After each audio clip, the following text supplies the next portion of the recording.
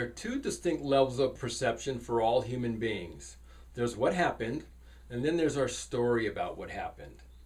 All of our stories, of course, are flavored by our past experiences, our character and personality traits, and our beliefs.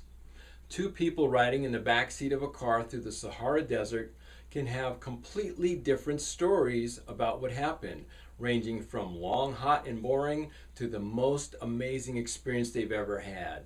The same is true of our life stories and our stories about ourselves. If we want something badly enough, we may be willing, however, to take a sober look at our stories and to make an honest assessment about how they've affected our outcomes. Your story is your story. That doesn't make it true or meaningful or valuable. Your story, however, will impact your perspective on the world. Human beings are excellent at developing stories that justify and rationalize their destructive or ineffective behaviors. I am unsuccessful because I had parents that didn't teach me how to handle money.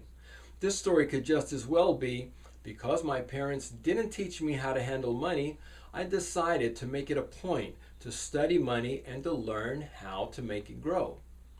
Luckily for us, our stories are a matter of choice. If we're looking for a comfortable, short-term benefit that allows us to not have to deal with our financial issues, we can choose to accept the "I don't know how to handle money" story.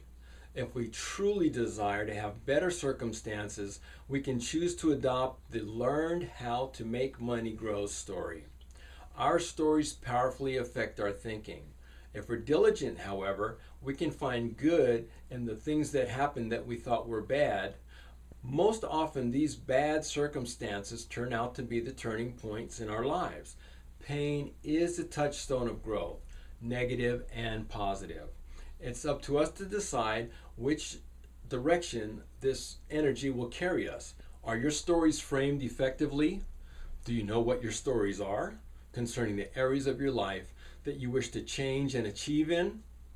We suggest that you take the opportunity here to look at your stories that generate negative or ineffective behaviors and to reframe them so that they work for you.